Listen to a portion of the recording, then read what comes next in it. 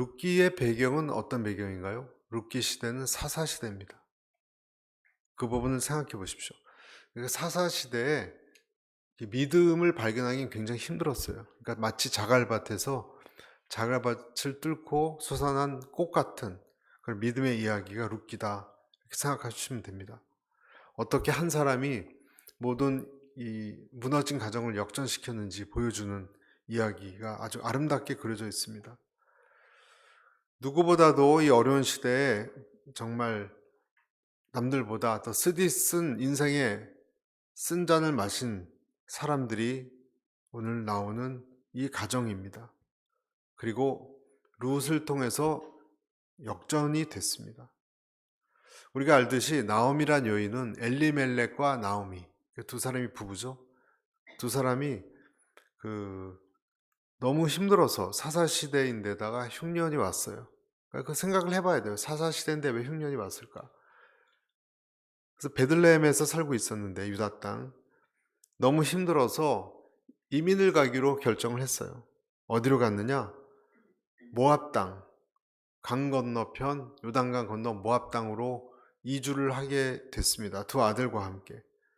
그리고 정말 떠나버렸습니다. 왜 그러냐면 여기는 흉년 들었지만 그쪽은 흉년이 안 들었어요. 그리고 굉장히 좋아 보였습니다. 농산물도 잘 자라고 아주 가축대들도 번성하는 정말 풍요로워 보이는 그런 소문을 들었기 때문에 갔습니다. 근데 여러분, 모압 땅이 어떤 땅이죠? 모압 땅이 아브라함의 조카 롯 알죠? 롯이 큰 딸하고 그러니까 롯의 후손이에요. 큰 딸하고의 근친상간으로 낳은 아들 이름이 모압이에요. 모압 자손이 거기다 살았다는 거예요. 그러니까 벌써 그 태생부터가 그 소돔과 고모라로 갔다가 롯이 거기서 쫓겨나서 나중에 그 누구랑 저기 큰딸하고 술 취한 김에 그렇게 아들을 낳아서 온갖 죄악이 그 이후로 물들어진 땅이 모압 땅이라고 말할 수 있어요. 그러니까 영적으로 혼탁한 곳이란 뜻입니다. 창세기 13장 10절에 보면 이에 롯이 눈을 들어 요단 들을 바라본즉 소알까지 온 땅에 물이 넉넉하니 여호와께서 소돔과 고모라를 멸하시기 전이었는 고로. 소돔과 고모라가 있었던 곳이 아마 모압 평지였을 겁니다. 애굽 땅과 같이 여호와의 동산과도 같이 굉장히 좋아 보였다는 거예요. 그 땅이. 그러니까 이런 땅에 흉년이든 유대 땅에서 지금 떠났다는 건데, 여러분, 떠나도 되는 겁니까? 안 되는 겁니까? 떠나면 안 되는 거예요. 하나님께서 이스라엘에게는 자기에게 주어진 각 지파마다 기업이 있었어요. 그래서 민수기 36장에 보면 자기 기업을 떠나면 안 돼요. 그러니까 율법을 어기는 거예요. 민수기만 그런 것이 아니라 레위기 25장에도 지계석을 옮기지 말라 그랬습니다.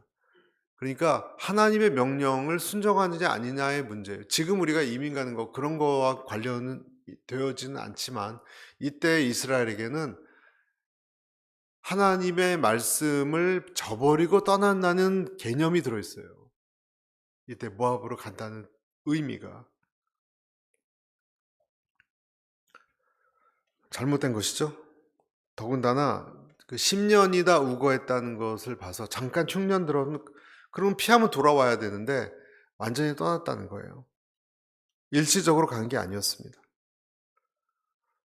그래서 이방 땅 모압 땅에서 새 살림을 차렸고 번듯한 집 지었고 두 아들을 잘 장가를 보냈습니다. 그래서 모압 여인 2명 오르바와 룻 두 여인과 그러니까 자부를 맞이한 거죠.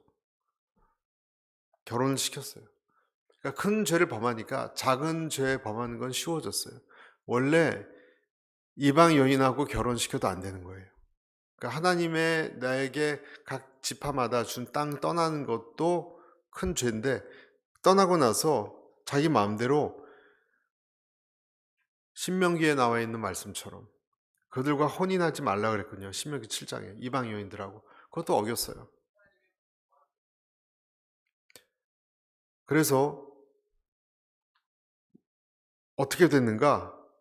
그냥 하나님의 이젠 율법과 하나님의 사람인데 상관없이 살기 시작했고, 그런 죄악들을 범하니까 이젠 뭐 하나님이 마치 안 계신 것처럼 그렇게 살았던 거죠.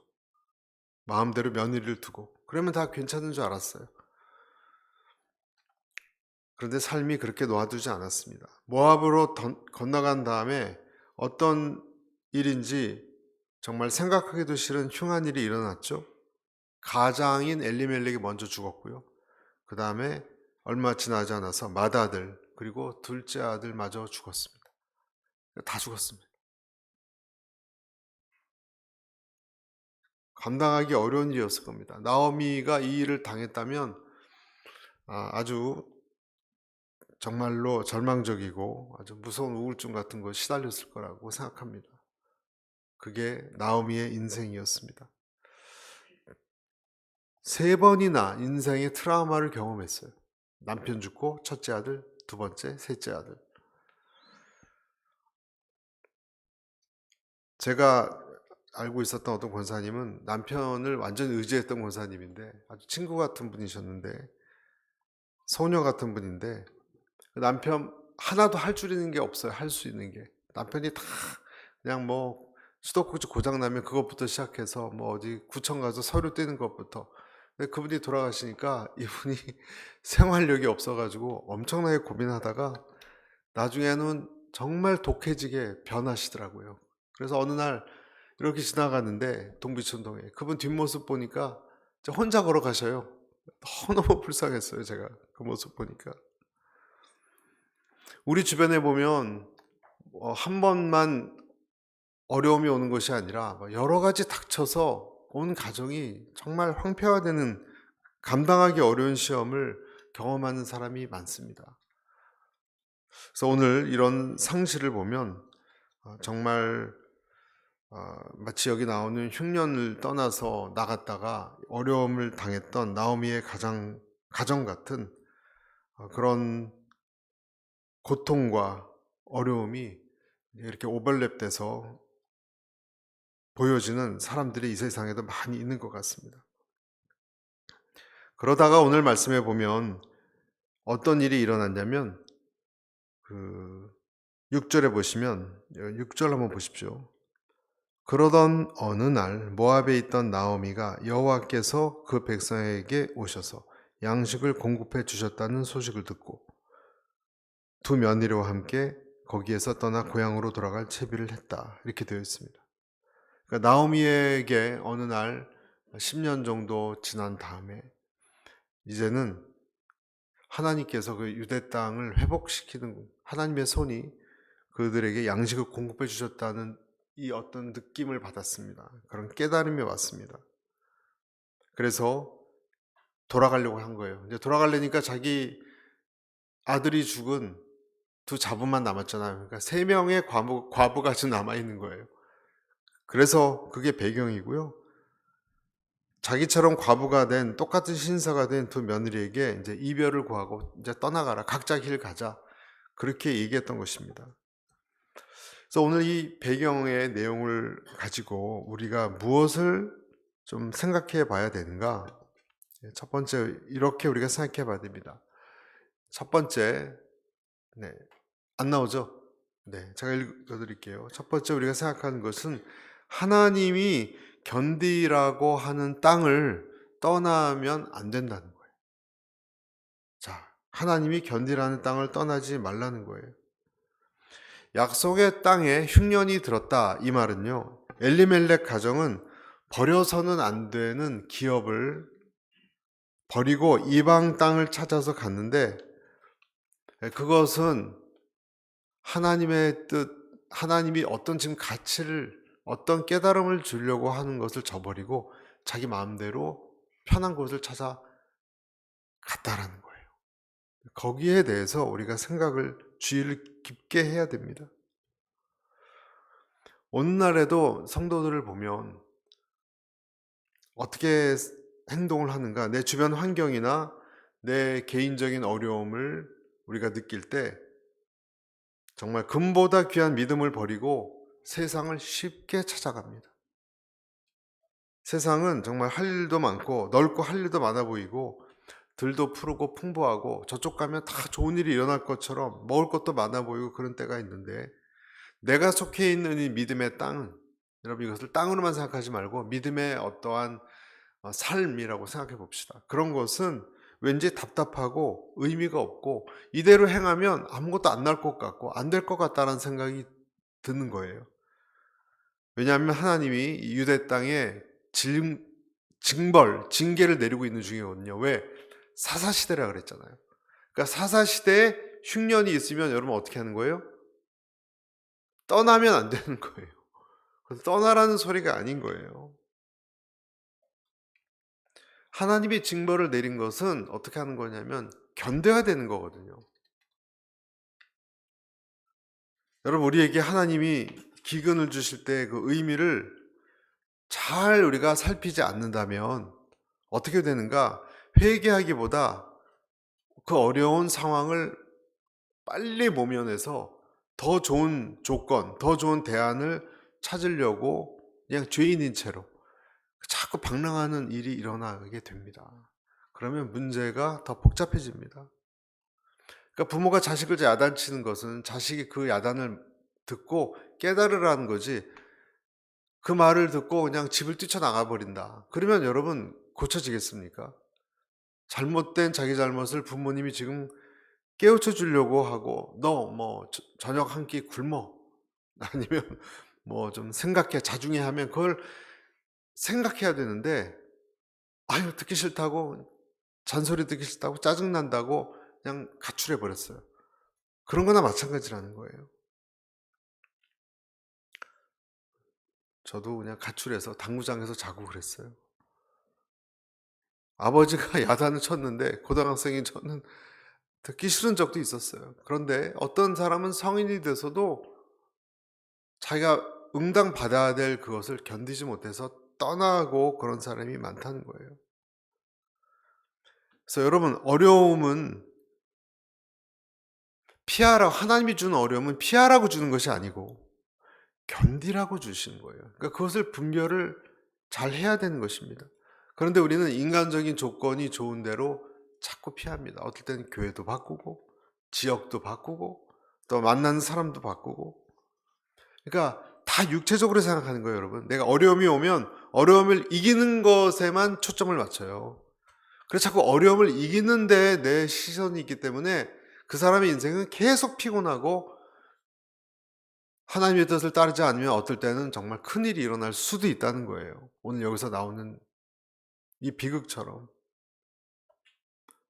하나님이 우리에게 인내를 요구하고 할 때 여러분 쉽게 포기하지 않는 체질이 되시기를 축복합니다.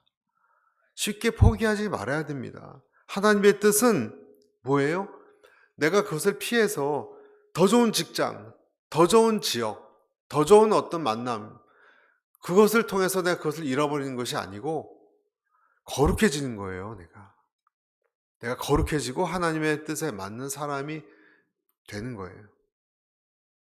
그러니까 여러분, 모든 어려움을 그냥 견디라고 말씀드리는 게 아니고 어떤 것은 하나님이 나를 지금 깨닫게 하셔서 바꾸려고 하는 상황이 있는데 장소만 회피하려고 하는 그런 사람이 어리석은 사람이라는 것입니다. 굉장히 중요합니다, 여러분.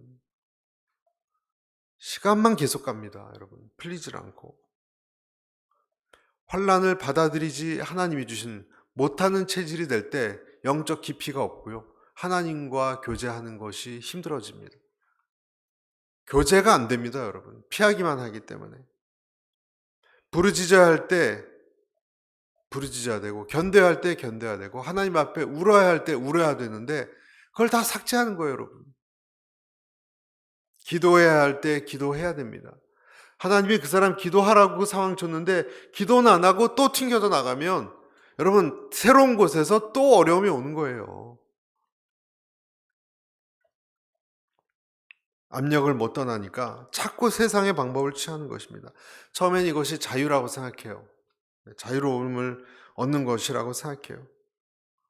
하지만 그런 사람들 보면 영혼에 안식이 없습니다. 제가 다른 나라 비전교회 하고 있을 때 정말 맨날 선글라스 끼고 큰 소리로 웃고 그런 자매가 있었는데요. 저뿐만이 아니라 많은 성도들이, 우리 청년들이 알았어요. 깔깔거리고 큰 소리로 웃고 그랬고 아주 외모도 멋지게 꾸미고 그랬는데 돈도 부족한 집이 아니었어요. 사정을 들어보니까 동생이 일본에 유학 갔는데 적응하지 못해서 어려움을 겪고 있고, 엄마는 다른 사람하고 살림을 차렸어요. 엄마가 집을 나갔고, 아빠는 외로워지고 화가 나서 맨날 알코올에 빠져 있고 알코올 중독이 됐습니다. 술만 들어가면 완전히 딴 사람이 된대요, 아빠가. 이 자매는 그런 가족을 무조건 보기 싫어서 떠나서 멀리 외국까지 온 거예요, 여러분. 외국까지. 이 이야기를 들으니까 자매님 막 약간 웃으면서 얘기해요. 그런데 웃는 게 아니라 우는 것 같았어요. 여러분, 이런 자매가 해야 될 일이 뭐였죠?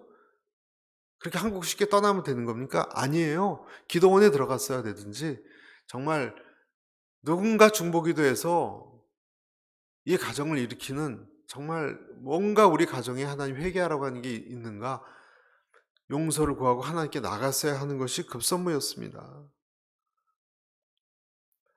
울어야 되는데 웃는 사람이 있어요, 여러분. 또 반대로 이제 웃어야 되는데 계속 붙들려서 우는 사람이 있고, 오늘 엘리멜렉 가문 같은 사람들입니다. 사사시대에는 언제나 하나님이 말씀이 있었습니다. 그런데 하나님의 말씀을 듣지 않아서 부르짖는 고난도 많았습니다. 사사시대 특징입니다. 그리고 그때마다 하나님이 이방 민족에서 부르짖을 때 도와주고 그랬습니다.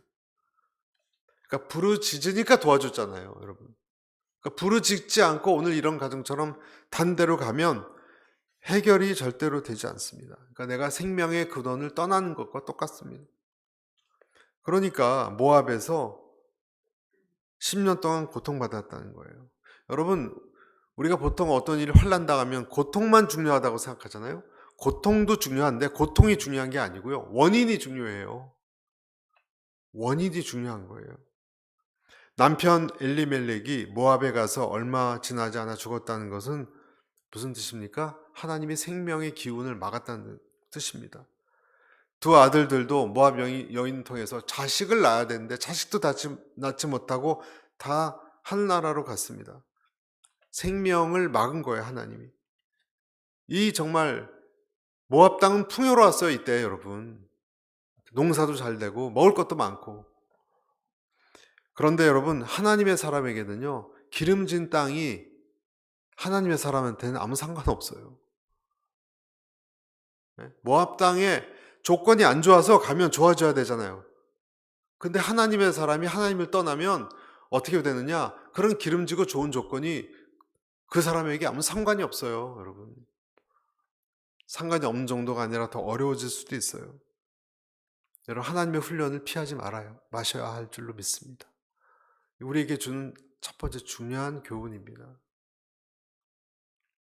하나님 백성은 하나님이 계시지 않는 곳에서 뿌리 내리기가 매우 어렵습니다.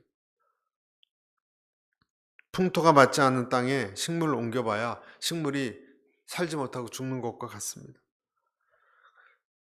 우리에게, 믿는 그리스도인에게 열매를 주는 분은 하나님이십니다. 기름진 땅이 아니라 하나님이십니다. 여러분 믿습니까? 왜냐하면 우리가 하늘의 사람이기 때문에 그런 것입니다. 시편 142편 5절, 여호와여 내가 주께 부르짖어 말하기를 주는 나의 피난처시요 생존 세계에서 나의 분깃이시라 하였나이다. 주님이 내 피난처시고 주님이 내 분깃입니다. 분깃은 여러분 죽으나 사나 내가 거기서 땅을 일구고 살아야 될 땅이에요. 분깃이라는 것은. 그러니까 이 엘리멜렉 가문의 분깃은 죽으나 사나 기근이 오나 거기서 정말 결론을 봐야 되는, 쇼부를 봐야 되는 것이 믿음의 사람의 땅이에요. 우리로 치면 뭐예요, 여러분? 여러분이 떠나지 말아야 될 것은 뭐예요? 뭐 이 도시를 떠나지 말라, 뭐 앵커리지를, 뭐 한국을, 그 뜻이 아니고 지금은 여러분과 제가 믿는 여호와 하나님을 섬기는 삶이 분기시예요. 그 기준으로 살아가는 이 삶을 떠나면 우리는 열매를 못 맺습니다. 그러니까 운명적으로 하나님과 연결되어 있다는 것을 오늘 이 엘리멜렉 가문이 몰락하는 걸 통해서 보여주시고자 하는 것입니다. 그리고 그렇게 떠나갔지만 하나님이 때가 되면 다시 불러들이는 것, 이것이 하나님의 백성에 대한 정말 하나님의 인도하심, 끈질긴, 포기하지 않는. 그러니까 모압 땅에서도 하나님은 찾아가세요. 모압 땅에서도 환란을 통해서 찾아가세요. 그분이 하나님이세요. 여호와여, 주께서 나를 감찰하시고 아셨나이다. 내가 주의 신을 떠나 어디로 가며 주의 앞에서 어디로 피하리까? 그 시편 말씀 있죠, 여러분. 도망가도 하나님은 거기까지 오세요. 모압에 가도, 새벽 날개 치며 바다 끝에 가서 거할지라도 주의 손이 거기까지 따라온다. 시편 139편이 그것을 잘 나타내고 있습니다. 두 번째 우리가 생각해야 되는 것은요. 나오네요. 네, 같이 읽어보겠습니다. 환난 중에 주님의 손을 보아야 한다. 다행히 여러분, 다행히 뭐예요? 나오미가 자기의 잘못을 깨달았어요. 나오미가 뒤늦게 13절에 보면 어떤 표현이 나오냐면 자기 현실을 두 며느리에게 설명하면서 내 딸들아 뭐라 그랬죠?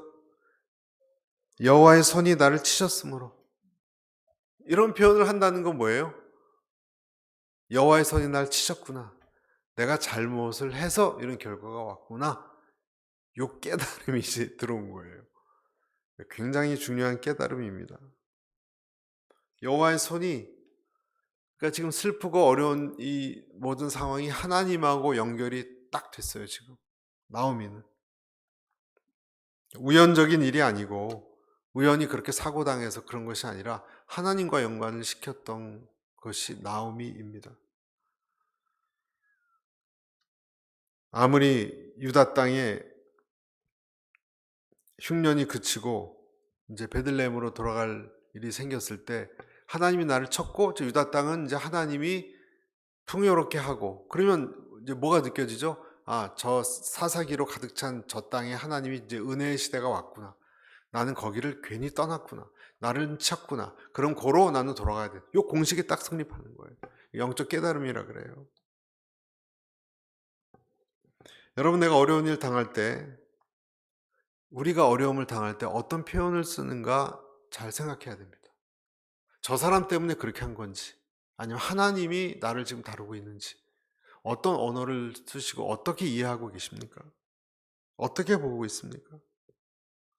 영적으로 아둔하면요, 아무리 그 사람이 많이 시달려도 하나님이 움직이는 손을 볼 수 없어요. 근데 나오미는 깨달았잖아요. 한참 지나서. 영적으로 아둔하면 하나님이 움직이는 손의 흐름을 볼 수 없다니까요. 자꾸 다른 딴소리하고 발견하지 못합니다.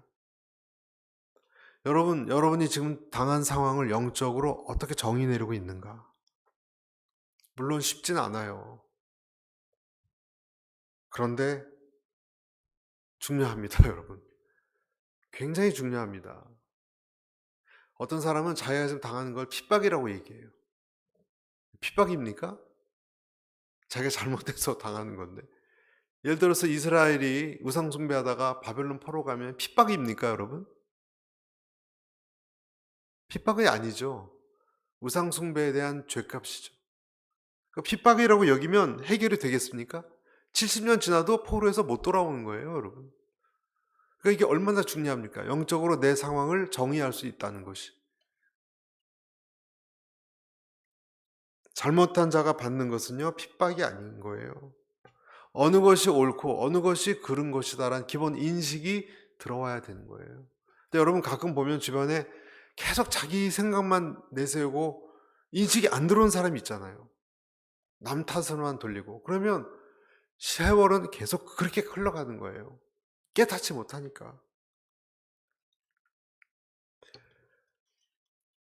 이것은 내게 축복을 주시건 여러분 징계를 주신 건 상관없습니다. 어떤 사람은 하나님이 징계를 주시면 살아계시지 않으니까 이렇게 또 생각해 버려요. 여러분 징계가 와도 하나님의 손을 볼 수 있는 눈이 우리에게 있게 되시길 축복합니다. 성령이 있는 사람은요, 징계가 와도 오히려 명확히 봅니다. 명확히 봅니다. 그리고 그것은 용기입니다. 잠언서 3장 11절. 내 아들아 여호와의 징계를 경히 여기지 말라. 그 꾸지람을 싫어하지 말라. 또 잠언서 10장 17절. 훈계를 지키는 자는 생명길로 행하여도 징계를 버리는 자는 그릇 가느니라. 여러분 훈계를 지키는 게 뭐예요? 훈계를 달게 받는 거예요. 그러면 병이 치유되는 거예요. 그런데 훈계를 버리고 도망가면요, 그릇된 길로 계속 가는 거예요. 그런 사람이 누구였죠? 요나. 요나는 깨닫지 못했어요. 계속 고생하다가 나중에 죽을 뻔하다가 바다 밑에서 깨달았어요. 또 누가 있죠? 계속 불평했던 불뱀 물렸던 이스라엘 백성 광야에서. 불뱀으로 안 물릴 수도 있었어요, 여러분. 어떤 사람은 하나님이 불뱀으로 물지 않게 할 수도 있었어요. 계속 불평하고 자기를 파악을 못하니까 훈계를 주신 거예요, 하나님. 여러분, 그래서 앞뒤 상황을 잘 살피고 연결시켜서 기도해 보시기를 바랍니다. 여러분이 상황, 어떤 작은 상황이건 다른 사람이 어떤 상황이건 앞뒤 상황을 연결시켜서 기도해 볼 수 있게 되기를 바랍니다. 하나님이 혹시 깨닫게 해 주실 것입니다. 예레미야 애가 3장 40절에 우리가 스스로 행위를 조사하고 여호와께로 돌아가자. 돌아가기 전에 조사해야 돼요, 여러분. 그래야 돌아가죠. 내가 조사해서 내가 파악이 안 됐는데 돌아갈 마음이 생깁니까, 여러분? 화만 나 있지? 학개 1장 5절에 이런 말씀이 또 있습니다. 그러므로 이제 나 만군의 여호와가 말하노니 너희는 자기의 소위를 살펴볼지니라. 하나님께서 이런 구절이 많아요. 너희는 어리석은 자처럼 그러지 말고 제발 좀 헛고생하지 말고 뒷발로 쳐서 사도 바울에게 가시체를 뒷발질하니까 얼마나 더 고생이냐 그랬잖아요. 그러지 말고 너희 행위를 잘 살펴봐라. 살펴봐라. 그러니까 저는 그 엘리멜렉 가정이 안타까운 것이 엘리멜렉이 먼저 죽었을 때 빨리 돌아갔어요. 왜 그 지체했어요? 그러니까 첫째 아들 죽고 돌아갔어요. 둘째 아들이라도 건졌을 거예요, 어쩌면. 그러니까 잠잠히 돌아보질 못한 거예요, 여러분. 참 안타까운 일이죠. 여러분, 어떤 상황이건 육체적 판단을 하지 마십시오. 크리스찬이 이 세상 사람과 다른 점입니다. 아, 내 친구는 돈을 많이 벌었는데 나는 증권 투자해서 왜 나만 이렇게 완전히 날렸네? 우연입니까, 여러분? 물론 그 사람이 시세 파악을 못하고 예측을 못해서 그럴 수도 있겠지만 하나님이 지금 그 사람에게 뭔가 깨닫는 시그널을 준 거 아니겠어요? 너 너무 돈에 욕심이 많다라든지.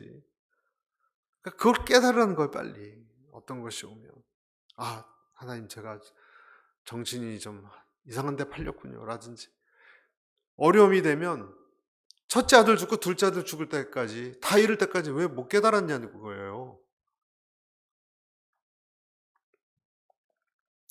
여러분이 육체적인 사람이 아니라면, 여러분이 믿음의 자손이라면 여러분은 뭐 오래 걸리건 짧게 걸리건 결국은 하나님의 손을 보게 됩니다.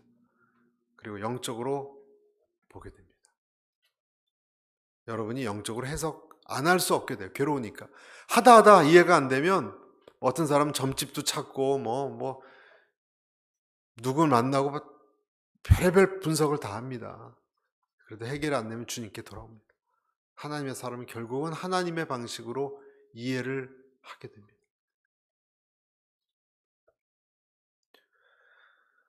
나오미 같은 사람은 억울하고 정말 말할 수 없는 인생 다 망한 거 아니에요, 여러분? 몇 날 며칠 부르짖었을까? 네? 저는 그 생각해요. 나오미가 남편 죽고 엄청 울었을 거예요. 여기까지 와서 고생하고 좀 살아보려고 조금 나아졌는데 좀 이따 첫 아들 죽고 엄청 또 울고 그랬을 거예요. 둘째 아들까지 죽었을 때는 몇 날 며칠 부르짖다 거의 실성했을 겁니다. 그런데 이 상황을 직시하면 직시할수록 울면 더 울수록 혼자 있으면 있을수록 내 마음 밑바닥에 떠올라지는 어떤 생각이 드러나기 시작했을 거예요. 어떤 생각이 있었을 거예요. 아, 징계의 손이구나. 하나님의 손이구나. 여러분, 하나님의 사람은 내가 아무것도 이해 못한다라고 말하지 마셔야 됩니다. 여러분에게도 우리에게도 영적인 귀가 있어요. 거부할 뿐이지. 말씀하세요. 거부할 뿐이지. 때가 되면 하나님의 이 영적 감각이 잃어버렸던 돌아옵니다, 여러분. 빨리 돌아오는 방법은 환란이 오면 금방 옵니다, 여러분. 아주 영적으로 예민해집니다. 반대로 여러분, 그랬던 사람도 한 6개월 있다가 어떤 분 만나면 눈빛이 세상의 눈빛이에요. 그냥 그 빛이 다 없어져요, 또. 신기해요. 영적인 귀가 있고 영적인 감각이 있습니다. 내가 하나님을 섭리를 바라볼 때 어떤 일이 일어났냐? 아, 내가 어떤 사람인가가 보이고 나와 하나님과의 관계가 어떠해야 되는지가 좀 선명하게 드러납니다. 사사시대, 하나님의 뜻보다 다 각자 개인으로 살아갔던 이 사사시대, 그 시대에 흉년이 들어서 멀리 떠나서 이제는 자기 마음대로 살다가 이렇게 됐으면 여러분 지금 몇 번이나 하나님 떠난 거예요. 사사시대도 하나님 떠난 거죠, 전체적으로. 거기서 또 흉년 들었다고 또 공동체를 떠나서 모압으로 왔어요. 두 번째 하나님 버렸죠. 남편, 자식 다 이럴 때까지 안 돌아갔어요. 끝까지 10년, 1년 있다 흉년은 끝나면 돌아가는 게 아니라 세 번째 하나님 버렸는데도 여호와의 손이 나를 끝까지 이런 사람도 버리지 않고 난 이제 잊혀진 사람인 줄 알았는데 하나님이 아직도 나를 붙들고 있구나. 돌아가게 하는구나.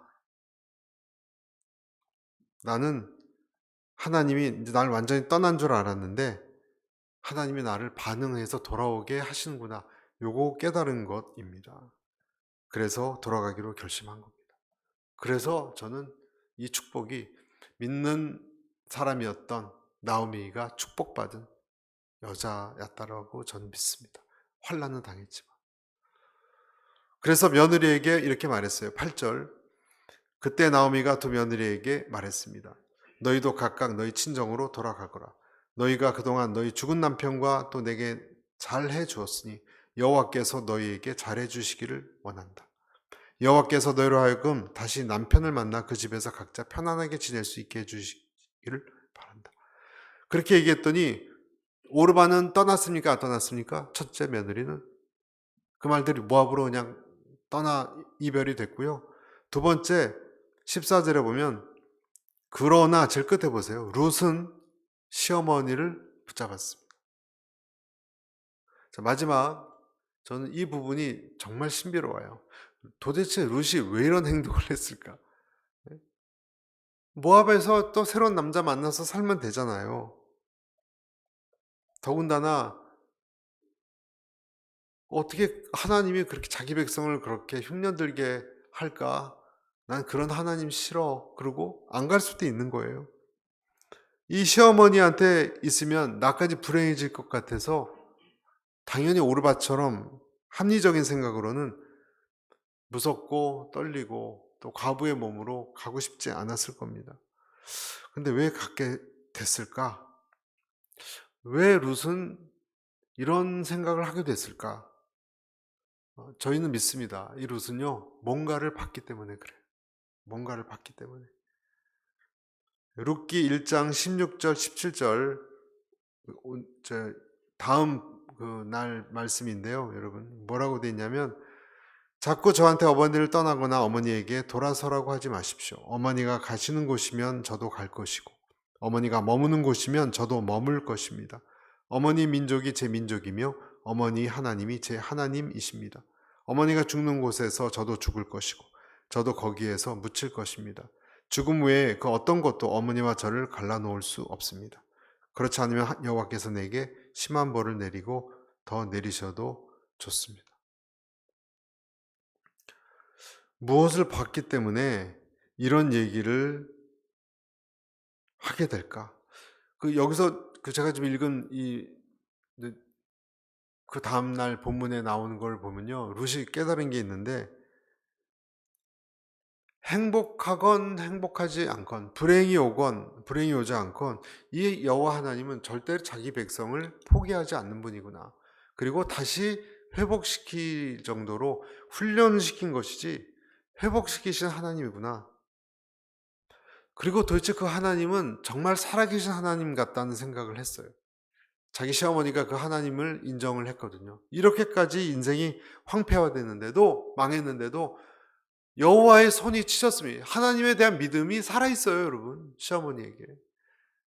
저 하나님 도대체 어떤 분인가 굉장히 궁금해졌을 것이고 그리고 더 알고 싶었을 거예요. 근데 그거로도 설명이 안 돼요, 여러분. 어떻게 설명해야 될지 모르겠습니다.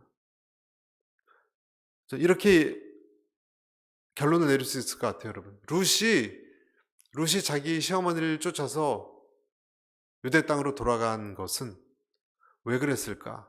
그것은 지금도 마찬가지예요, 여러분. 저와 여러분이 크리스찬들이 믿음을 끝까지 붙들려고 하는 것은 왜 그럴까? 여러분, 그 조건 때문에 그런 거예요? 믿음을 가지면 여러분 부자가 되고 잘 살기 때문에 그런 겁니까? 그 이상이에요. 잘 살 수도 있고 어려워질 수도 있어요, 오히려. 그런데 이 믿음은 뭔지 모르게 어떤 내가 잡아야 될 구명줄 같고 어떤 이 세상에 움직이는 손 같고 생명 같다는 생각을 떨쳐버릴 수가 없어요.